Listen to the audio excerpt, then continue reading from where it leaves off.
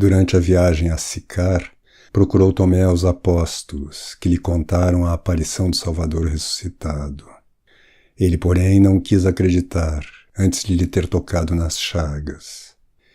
Mesmo quando Pedro falou publicamente, na escola de Tenat Tzilo, sobre a ressurreição de Jesus, e a seu convite, mais de 100 das pessoas presentes levantaram a mão como testemunhas, pois tinham visto Jesus ressuscitado, Tomé ainda não chegou a crer firmemente.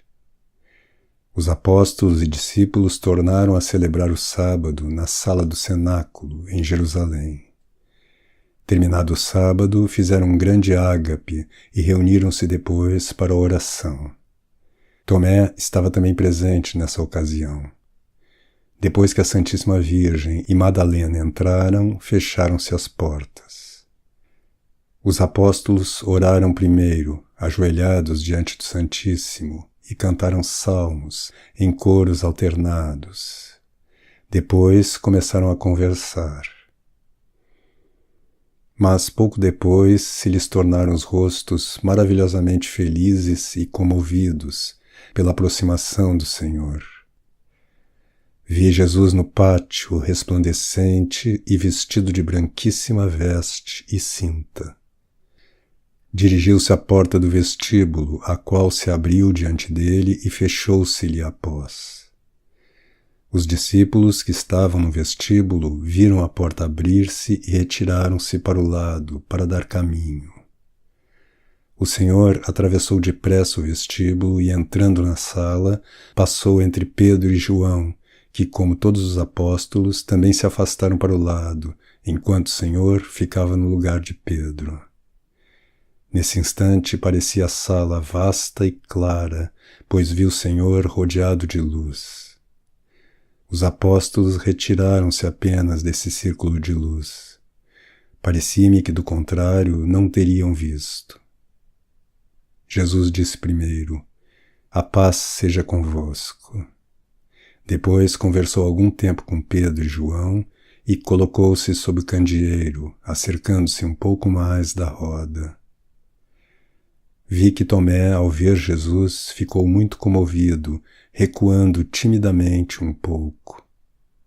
Jesus, porém, tomou com a mão direita de Tomé e, segurando-a pelo dedo indicador, colocou a ponta desse dedo na chaga da mão esquerda. Depois tomou com a esquerda a outra mão de Tomé e pôs-lhe os dedos na chaga da mão direita. Levou a mão direita de Tomé ao peito, sob a roupa, sem descobrir o peito, pondo-lhe o indicador e o médio na chaga do lado. Disse então algumas palavras que não me recordo mais. Tomé, porém, exclamou: "Meu Senhor e meu Deus", e caiu desmaiado por terra, enquanto Jesus ainda o segurava pela mão. Os que estavam perto socorreram-no e Jesus levantou-o pela mão. A princípio não vi as chagas de Jesus, mas, quando tomou a mão de Tomé, vi-as não como chagas sangrentas, mas como pequenos sóis ofuscantes. Os outros discípulos ficaram muito comovidos por esta cena e estendiam as cabeças para a frente, porém sem avançar muito, para ver o que o Senhor fazia Tomé apalpar. Só Maria vi durante toda a presença do Senhor, sem movimento exterior, em profunda e silenciosa adoração interior. Estava como extasiada. Madalena parecia um pouco mais comovida, mas não tanto exteriormente como os discípulos. Jesus não desapareceu imediatamente. Conversou ainda um pouco e pediu também algo de comer. Vi que lhe trouxeram novamente um prato que continha algo de semelhante a peixe, de que comeu, benzendo-o, dando um bocado primeiro a Tomé e depois o resto a alguns outros. Depois da conversão de Tomé, explicou Jesus ainda por que estava no meio deles, apesar de o terem abandonado, e por que não ficava ao lado de alguns que lhe tinham permanecido mais fiéis. Recordou-lhes também que tinha dito a Pedro que confortasse os irmãos e o motivo por que lhe dissera: Dirigindo-se a todos, disse-lhes por que quis dar-lhes Pedro como chefe, embora este o tivesse negado, pois o rebanho precisava de um pastor.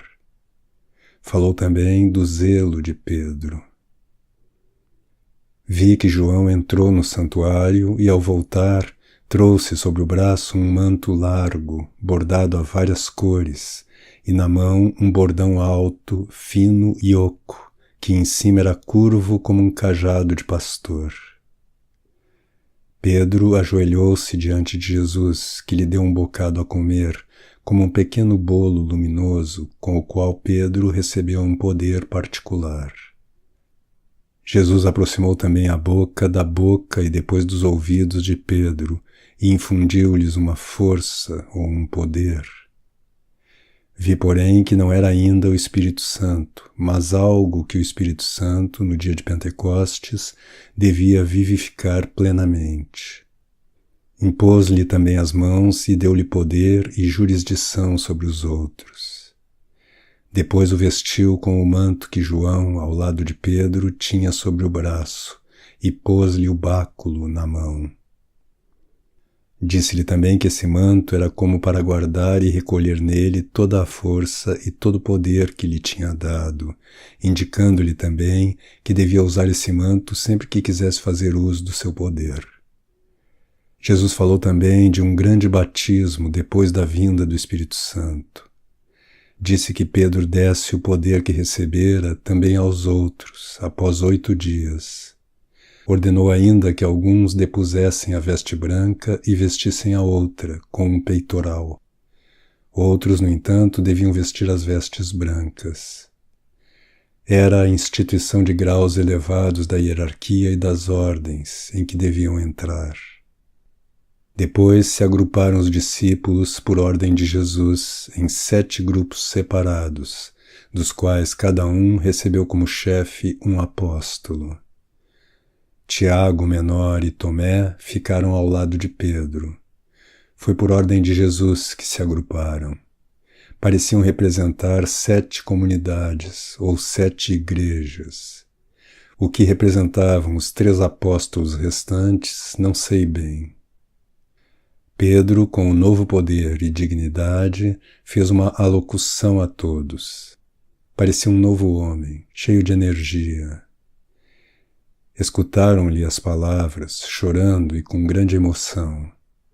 Consolou-os o apóstolo e falou de muitas coisas que Jesus sempre predissera e que agora se tinham realizado.